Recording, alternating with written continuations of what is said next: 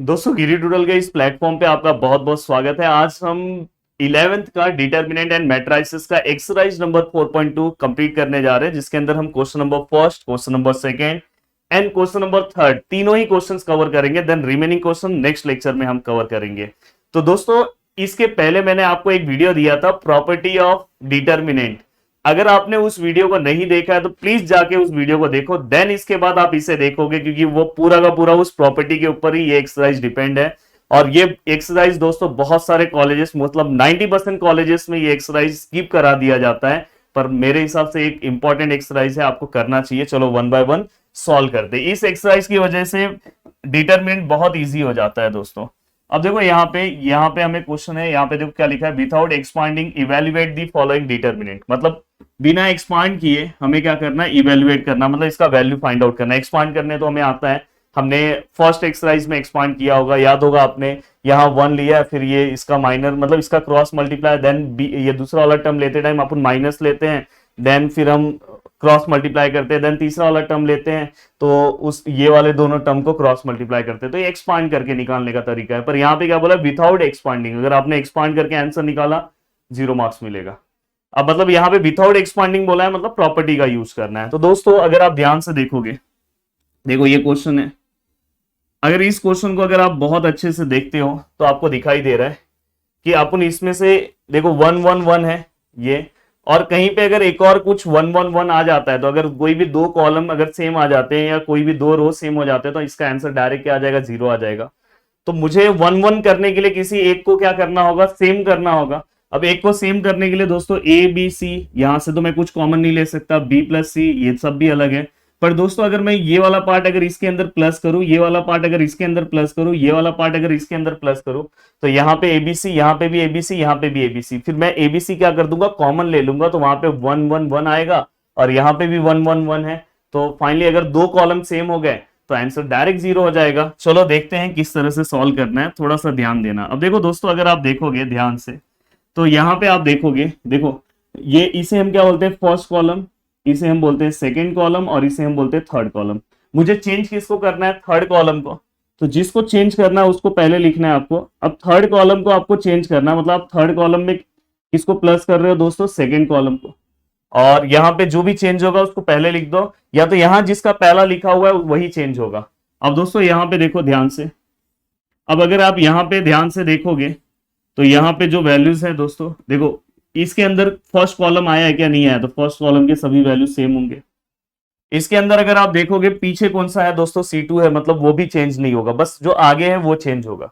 तो दोस्तों C2 भी चेंज नहीं होगा, तो आगे जो है वो चेंज होगा। आप चाहिए तो इसे ऐसे भी लिख सकते हो, देखो ऐसे भी C2 plus C3 plus C2, मतलब चेंज बस आगे वाला होता है। अब ऐसे भी कर सकते हो। अब यहाँ पे अगर मैं इसे इस तरह से लिख रहा हूं, तो दोस्तों यहाँ पे लिख दो अप्लाइंग C3 प्लस C2। अब C2 भी चेंज नहीं होगा, जो पीछे वो चेंज नहीं होगा, मतलब A B C सेम है। अब C3 चेंज होगा दोस्तों, C3 कैसे चेंज होगा, C3 में C2 को क्या करना है, हमें प्लस करना है। अब C3 में C2 को प्लस करो, देखो ये C3 का वैल्यू क्या है, B प्लस C, उसके अंदर C2 का वैल्यू प्लस कर दोगे तो A हो जाएगा। तो यहाँ पे फाइनली हम क्या लिख सकते हैं, A plus B plus C। यहाँ पे भी क्या है दोस्तों, CA है, उसके अंदर हम इसका वैल्यू प्लस कर देंगे B, तो फाइनली यहाँ पे भी क्या हो जाएगा, A plus B plus C। यहाँ पे भी A और B है, उसमें भी हमने प्लस कर दिया, तो A plus B plus C। तो फाइनली हमने C3 के अंदर किसके वैल्यू को प्लस कर दिया, C2 के। और सही है तो आप इस तरह से भी लिख सकते हो कि हमें चेंज कौन सा करना है, C3 को। अब फाइनली अगर आप देखोगे दोस्तों, तो हमने एक प्रॉपर्टी पढ़ा था कि हम किसी भी कॉलम से और किसी भी रो से कॉमन ले सकते हैं। तो अगर आप देखोगे एबीसी एबीसी एबीसी तीनों सेम है, तो हम डायरेक्ट एबीसी कॉमन ले रहे हैं। तो देखो यहाँ पे मैं लिख रहा हूं, taking common A plus B plus C from, किसमें से कॉमन ले रहे हैं दोस्तों, किसमें से कॉमन ले रहे हैं, जल्दी बताओ, C3 से। किसमें से कॉमन ले रहे हैं दोस्तों, थर्ड कॉलम में से। तो फाइनली अगर मैं थर्ड कॉलम में से अगर मैं कॉमन ले रहा हूं, तो इसका आंसर क्या हो जाएगा दोस्तों, ध्यान से देखना, ये देखो यहां से हमने कॉमन ले लिया, कॉमन मतलब ये बाहर आ गया, A प्लस बी प्लस सी। यहाँ पे तो दोस्तों 1 1 1 है, यहाँ पे भी दोस्तों A B C है, और ये कॉमन जैसे ही बाहर चले गया, ABC बाहर चले गया, कुछ नहीं है, 1 है, यहाँ पे कुछ नहीं है, 1 है, 1। अगर आप देखोगे यहाँ पे दो कॉलम आइडेंटिकल हो गए। मैंने बोला कोई भी अगर दो रो और दो कॉलम अगर आइडेंटिकल होते हैं तो यहाँ पे हम उस डिटर्मिनेंट का आंसर कितना लिख सकते हैं दोस्तों, 0 लिख सकते हैं। तो फाइनली यहाँ पे मैं देखो लिख रहा हूं, कॉलम कौन सा है दोस्तों, C1, एंड कॉलम कौन सा है, C3। Column C1 and C3 are identical. अगर आइडेंटिकल है तो दोस्तों यहाँ पे देखो A है, यहाँ पे B है और यहाँ पे दोस्तों C है। और फाइनली इस डिटरमिनेंट का आंसर हम क्या लिखेंगे, 0। क्यों मैं 0 लिख रहा हूं, क्योंकि ये दोनों कॉलम क्या है, आइडेंटिकल है। और ये हमारी प्रॉपर्टी है कि अगर कोई भी दो रो या दो कॉलम अगर सेम हो जाते हैं तो उस डिटरमिनेंट का आंसर 0 होगा। और फाइनली अगर ABC मल्टीप्लाई बाय 0 तो यहाँ पे आंसर 0 आएगा। तो फाइनली इस डिटरमिनेंट को सॉल्व करके हमने आंसर क्या ला दिया, 0। अब चलते हैं दोस्तों नेक्स्ट क्वेश्चन की ओर और नेक्स्ट क्वेश्चन सॉल्व करते हैं। अब देखो यहाँ पे अगर हम सोचे तो यहां से अपन कुछ कॉमन ले सकते हैं क्या आइडेंटिकल करने के लिए। अगर आप ध्यान से देखोगे तो x x x कॉमन ले सकते हैं। और अगर आप ध्यान से और देखोगे तो दोस्तों ये जो 6 है, ये जो 9 है और 12 है, 3 के टेबल, अगर मैं 3 कॉमन ले रहा हूं तो यहाँ पे 2 आ जाएगा, यहाँ पे 3 आ जाएगा और यहाँ पे 4 आ जाएगा। और 2 और 2 सेम हो जाएगा, 3 और 3 सेम हो जाएगा, 4 और 4 सेम हो जाएगा। तो इसका भी आंसर 0। देखो यहाँ पे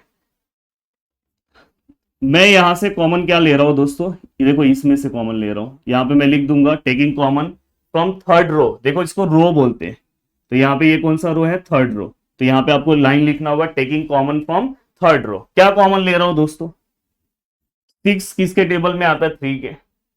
आप बोलोगे 2 में भी आता है, पर 9 कहां 2 के टेबल में आता है। तो तीनों नंबर जो है किसके कॉमन किसके टेबल में आता है, 3 के। और फाइनली हमने x भी बाहर ले लिया। अब दोस्तों यहां से ये सब तो सेम होगा, ये भी सेम होगा, ये भी सेम होगा, ये भी सेम है, ये भी सेम है, ये भी सेम है। हाँ यहाँ पे देखो 3 के टेबल में 6 कितने टाइम में आता है, 2। 3 के टेबल में 9 3, 3 के टेबल में 12 4 और x तो बाहर चले गया। तो यहाँ पे बस एक लाइन लिख देना taking 3x common from third row. अब दोस्तों अगर आप देखोगे तो यहाँ पे आप लिख सकते हो R1 and R3 are identical.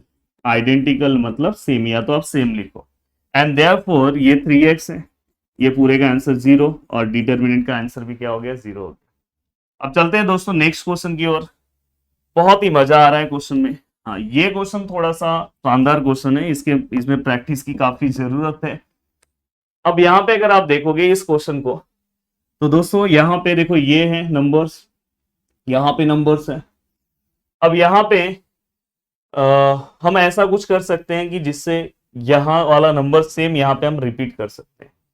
अगर आप देखोगे तो दोस्तों 7 जो है वो किसके टेबल में आता है बताओ, 7 के टेबल में 65 के बाजू में कौन सा नंबर आता है, तो 7 9 जा मुझे लगता है कि 63 आता है। अब 63 में से अगर मैं 65 में से अगर मैं 63 को माइनस करूं तो 2 आ जाता है। अगर मैं वही अगर ये देखो अगर मैं 8 9 जा करूं तो 72 आता है। और 75 में से अगर मैं माइनस कर दूं 72 को तो दोस्तों आंसर 3 आ जा रहा है। और अगर आप 9 9 से करोगे दोस्तों तो 81 आ रहा है। और 86 में से 81 को माइनस कर दे रहे हो तो 5 आ जा रहा है। फिर से ये और ये सेम हो जाएंगे, आंसर 0 हो जाएगा। पर उसके लिए लिखोगे कैसे, चेंज किसको मैं कर रहा हूं, ये वाला चेंज होगा, मतलब C3 को चेंज कर रहा हूं। C3 को मैं माइनस कर रहा हूं, किस में से माइनस कर रहा हूं, C2 में से। पर C2 में से डायरेक्ट नहीं माइनस कर रहा हूं, पहले C2 को किससे मल्टीप्लाई कर रहा हूं, 9 से। तो यहाँ पे क्या आएगा दोस्तों 9, देन उसके बाद माइनस कर रहा हूं। तो अब देखो अगर मैं यहाँ पे लिखूं तो दोस्तों चेंज कौन सा नहीं होगा, C1 चेंज नहीं होगा। तो C1 देखो सेम लिख रहा हूं। C2 पीछे वो भी चेंज नहीं होगा, वो भी सेम होगा। अब दोस्तों यहाँ पे C3 चेंज होगा। C3 में ये फॉर्मूला डाल के हमें वैल्यू चेंज करना है। C3 का वैल्यू कितना है दोस्तों 65। देन अगर आप देखोगे तो यहाँ पे क्या आएगा 9 और C2 का वैल्यू क्या है दोस्तों 7।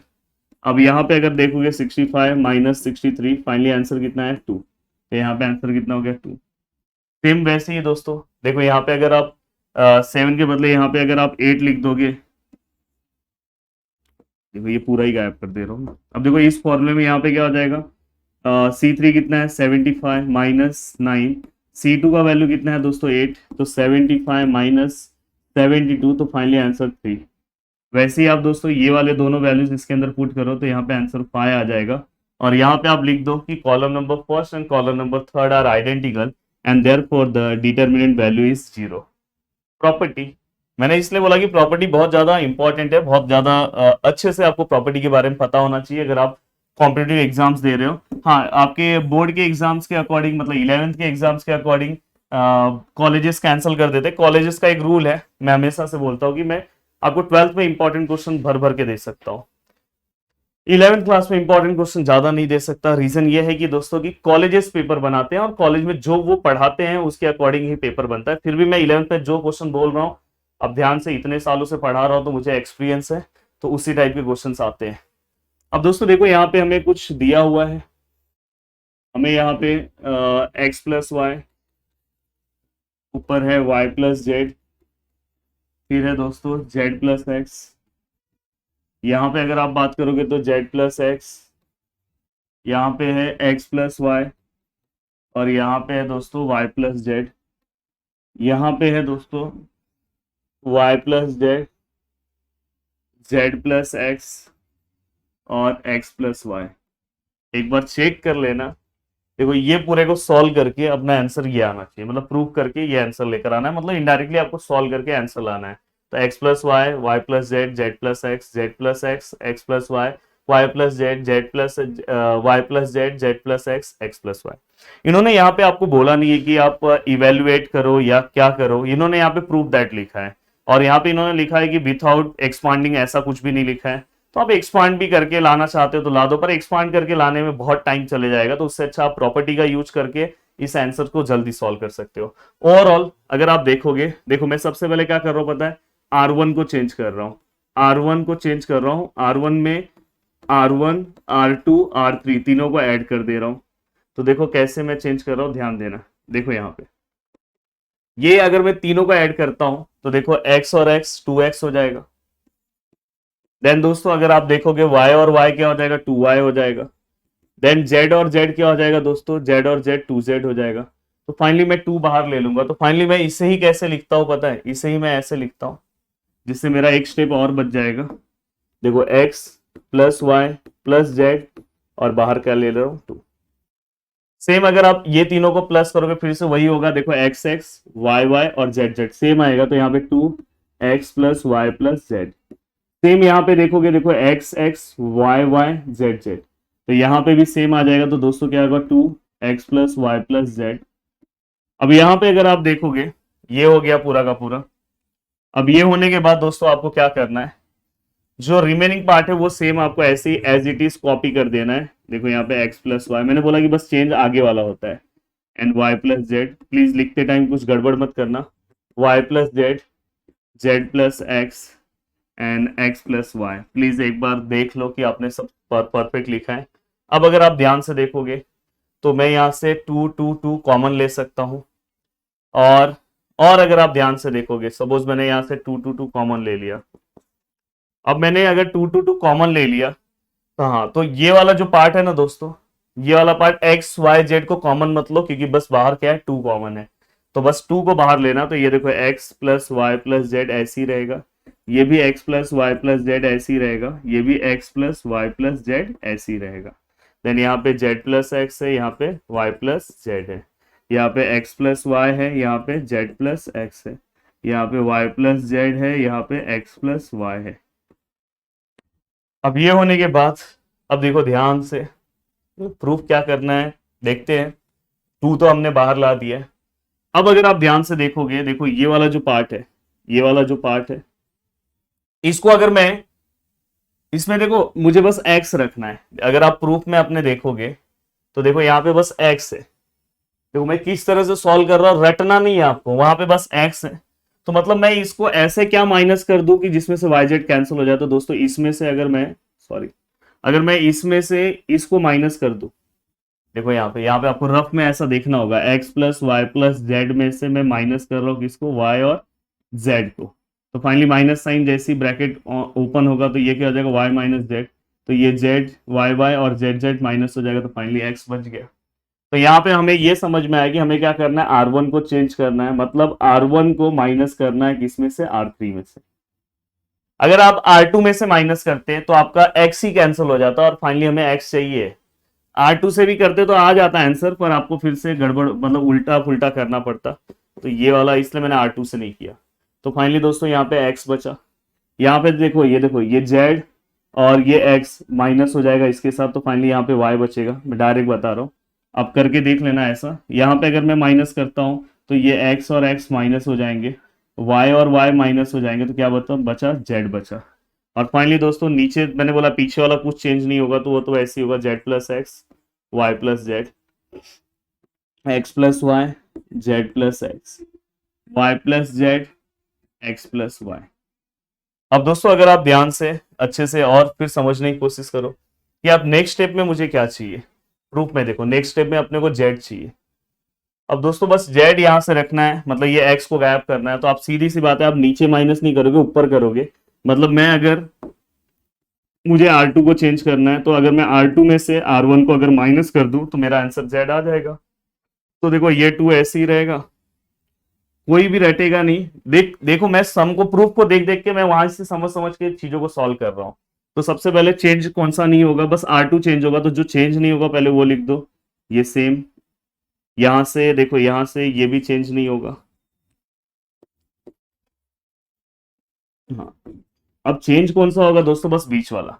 अब देखो ये वाला पार्ट है, इसमें से इसको माइनस कर दो। देखो यहाँ पे लाइव दिखाता हूँ, Z plus x minus x, x और एक्स कैंसिल हो गया, जेड बचा। वैसे ही दोस्तों यहाँ पे से अगर आप इसको माइनस करोगे तो वाई वाई माइनस होके बस यहाँ पे क्या बचेगा, एक्स। यहाँ पे भी अगर जेड जेड माइनस हो जाएगा तो बस क्या बचेगा, वाई। तो फाइनली हमने सेकंड जो हमें वैल्यूज चाहिए था वो भी हमने ला दिया, जेड एक्स वाई। देखो जेड एक्स वाई, और पहला एक्स वाई जेड था। अब तीसरे वाले में बस हमें क्या चाहिए, यहाँ पे वाई चाहिए। अब देखो यहाँ पे ही आप समझ जाओगे कि बस मुझे y चाहिए, y चाहिए तो मतलब किसमें से किसको माइनस करना है, खुद आप देखो, खुद से बताओगे, खुद से आप बताओगे सर इसमें से माइनस करेंगे। क्या बात है, मतलब आप R3 को चेंज कर रहे हो, R3 में से आप किसको माइनस कर रहे हो दोस्तों, R2 को। क्या बात है। तो दोस्तों यहाँ पे आपको, क्योंकि बस हमें यहाँ पे आंसर में क्या चाहिए था दोस्तों, y चाहिए था, इसलिए हमने ऐसा किया। अब यहाँ पे देखो ये 2 तो ऐसे ही रहेगा, ये देखो ये x ऐसी है, y ऐसी है, z ऐसी है, सेकंड रो भी चेंज नहीं होगा, बस थर्ड चेंज होगा, तो सेकंड वाला भी सेम है। अब थर्ड चेंज होगा, तो देखो इसमें से इसको माइनस करूंगा तो जेड जेड माइनस हो जाएगा तो y, यहाँ से एक्स एक्स माइनस हो जाएगा तो z, और यहाँ से वाई वाई माइनस हो जाएगा तो x। तो फाइनली ये वाला पार्ट मुझे बहुत ही अच्छा लगा, बहुत ही अच्छा क्वेश्चन है, और हमने यहाँ तक सॉल्व कर दिया। अब चलते हैं दोस्तों आगे नेक्स्ट क्वेश्चन की ओर।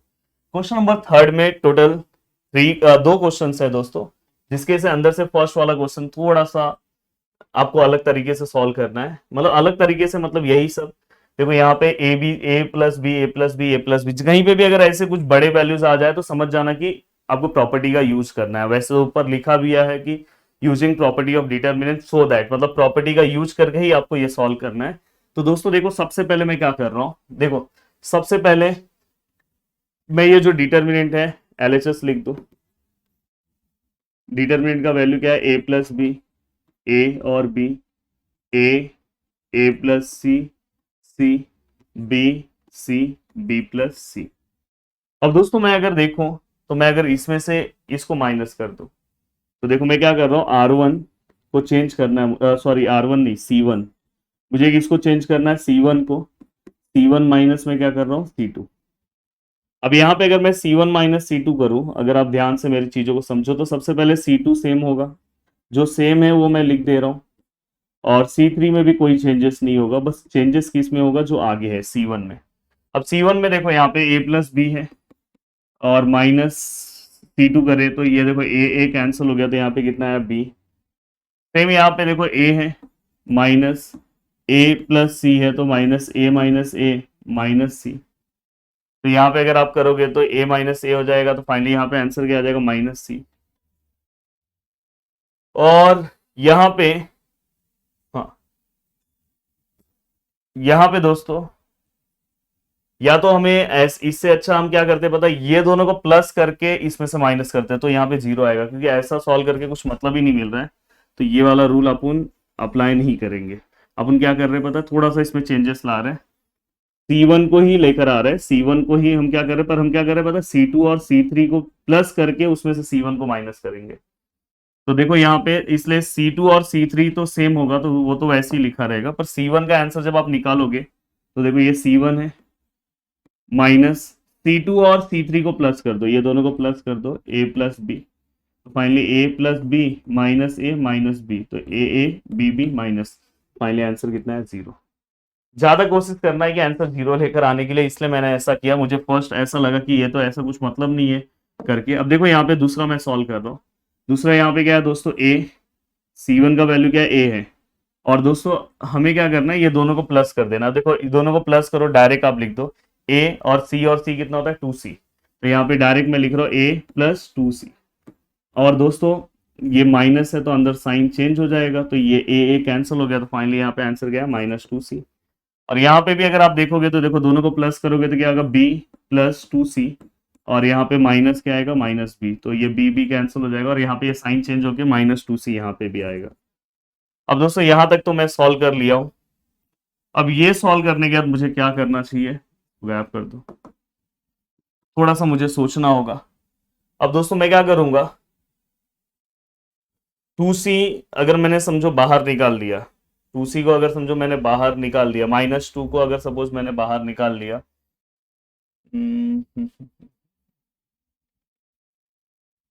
यहां से देखो यहाँ पे कुछ नहीं है तो -2 रहेगा दोस्तों, -2 इंटू 0 वही हो जाएगा। तो ये पूरे में से मैं एक कॉमन टर्म निकाल सकता हूँ।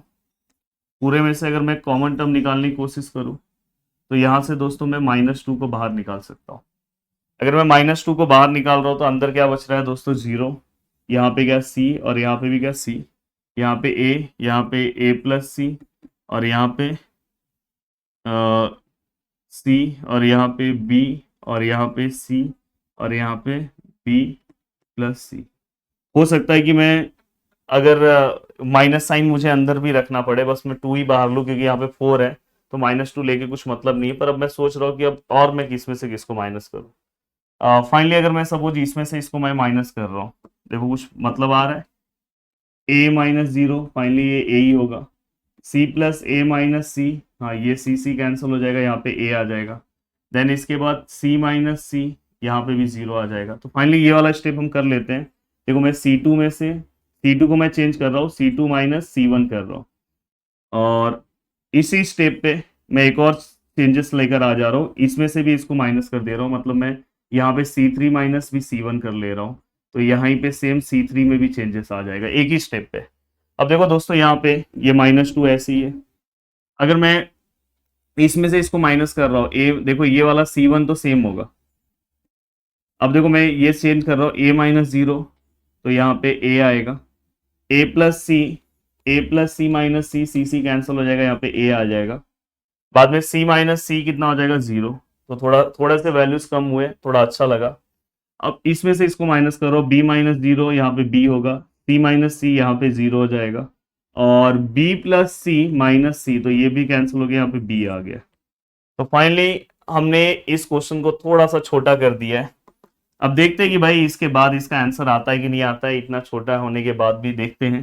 तो देखो दोस्तों -2 तो ऐसा ही है, तो ये ऐसे ही है, और बाकी का अपने को क्या करना होगा, डिटरमिनेंट सॉल्व करना होगा। तो यहाँ पे 0 है।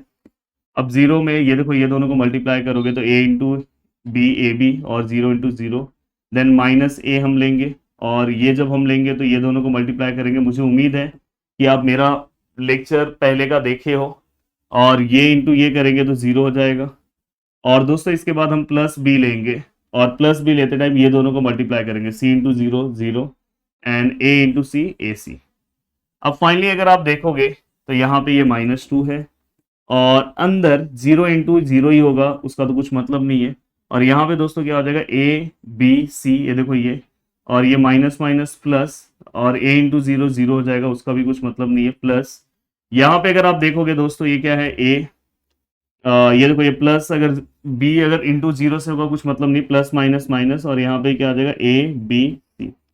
अब फाइनली अगर मैं देखूँ तो ये -2, और ये माइनस, और ये माइनस क्या हो जाएगा दोस्तों, माइनस माइनस प्लस, और इसके आगे कुछ नहीं है तो 1 है, इसके आगे भी कुछ नहीं तो 1, तो फाइनली यहाँ पे क्या आएगा, -2 ABC।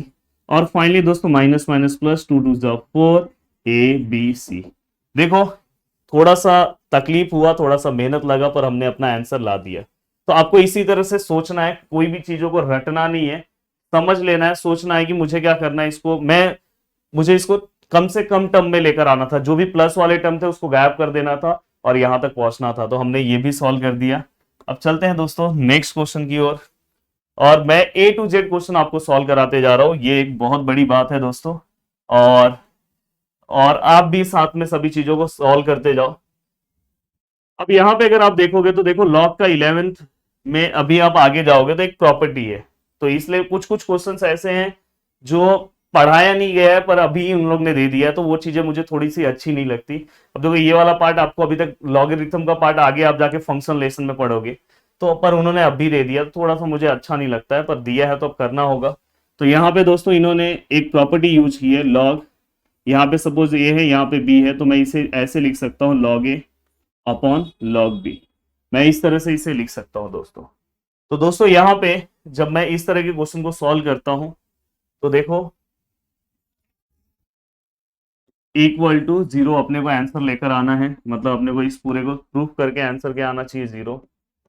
अब देखो दोस्तों ये वन ऐसी है, ये देखो इसको मैं चेंज कर रहा हूं, दिखाई दे रहा है ये जैसे है, तो यहाँ पे ऊपर क्या आ जाएगा लॉग एक्स और नीचे क्या आ जाएगा लॉग वाई। यहाँ पे भी चेंजेस कर दूंगा तो ऊपर क्या आ जाएगा लॉग एक्स और नीचे क्या आ जाएगा दोस्तों लॉग जेड। यहाँ पे log x log y और नीचे क्या आ जाएगा log x। यहाँ पे 1 है और यहाँ पे क्या हो जाएगा दोस्तों log y upon log z। देखो इसकी तरह a वाला पार्ट ऊपर, फिर ये यहाँ पे मैं ये प्रॉपर्टी यूज करूंगा तो ऊपर log z और नीचे क्या आ जाएगा log x। यहाँ पे भी क्या आ जाएगा log z upon log y, यहाँ पे 1। अब फाइनली मैं क्या करूंगा, ये 1 को भी चेंज कर दूंगा, 1 को भी मैं चेंज करके यहाँ पे क्या लिख दूंगा दोस्तों, 1 को चेंज करने के बाद मैं यहाँ पे ऐसा लिख सकता हूँ log x upon log x। यहाँ पे मैं लिख सकता हूँ log y upon log y, इनका बेस e है, log z upon log z, ऐसा मैंने लिख दिया। अब ये लिखने के बाद देखो अगर आप इसे कैंसिल करते हो तो 1 ही रहता है, तो इसलिए मैं ऐसा लिख सकता हूँ, जैसे कहीं पे 1 लिखा है वहां पे आप 2/2 भी लिख सकते हो, क्योंकि 2 को 2 से डिवाइड करोगे तो आंसर 1 ही आएगा। अब फाइनली आपको क्या करना है, इसके बाद इसका आंसर कितना लेकर आना है, 0 लेकर आना है। तो ऐसा कुछ होना चाहिए कि 2 कॉलम आइडेंटिकल हो जाए या तो 2 रो आइडेंटिकल हो जाए।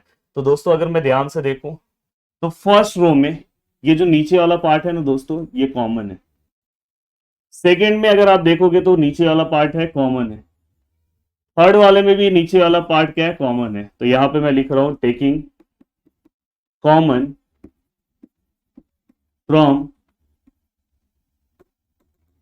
टेकिंग कॉमन 1 अपॉन क्या मैं ले रहा हूं log x, फ्रॉम किस में से ले रहा हूं दोस्तों R1 में से, फर्स्ट रो से। सेकेंड रो से मैं क्या ले रहा हूं दोस्तों 1 अपॉन log y, आप चाहिए तो साथ में भी स्टेटमेंट लिख सकते थे, फ्रॉम पर आपको समझ में आया इसलिए मैं इस तरह लिख रहा हूं। और थर्ड कॉलम में से मैं क्या ले रहा हूं दोस्तों log z फ्रॉम R3। अब अगर आप देखोगे, अब देखो इसी को मैं सिंप्लीफाई वे में लिख रहा हूं, सब कॉमन लेने के बाद तो यहाँ पे क्या आ जाएगा 1 upon log x, 1 upon log y और 1 अपॉन log z। अब यहाँ पे ऊपर क्या बचा दोस्तों log x log y log z, log x log y log z, फिर यहाँ पे क्या बचा दोस्तों log x log y log z, यहाँ पे क्या बचा दोस्तों log x log y and log z। तो यहाँ पे अगर हम देखें तो तीनों के तीनों कॉलम रो जो है वो आइडेंटिकल है, पर अपने को कोई भी 2 रो चाहिए तो आप ले लो, ये दोनों लिख दो, R1 and R2 are identical and therefore the value of determinant is 0। यहाँ पे ये 0 हो जाएगा, तो ये पूरा टर्म इससे मल्टीप्लाई जब होगा तो पूरा फाइनली आंसर क्या आ जाएगा 0 आ जाएगा। तो दोस्तों यहाँ पे हमने ये क्वेश्चन भी अपना क्या कर दिया, कवर कर दिया, और मुझे उम्मीद है कि आपको सभी चीजें सिस्टमैटिक बहुत अच्छे तरीके से समझ में आई और आप रेगुलर स्टडी करते जा रहे हो। अब जल्दी ही मैं आगे का पार्ट लेकर आऊंगा, आगे के कुछ क्वेश्चंस है वो कवर करके हम नेक्स्ट एक्सरसाइज पे आ जाएंगे, और नेक्स्ट एक्सरसाइज आपके एग्जाम के लिए बहुत ही ज्यादा इंपॉर्टेंट है। वीडियो को देखने के लिए दिल से थैंक यू सो मच दोस्तों, मिलते हैं नेक्स्ट लेक्चर में, बाय बाय, टेक केयर, जय हिंद दोस्तों।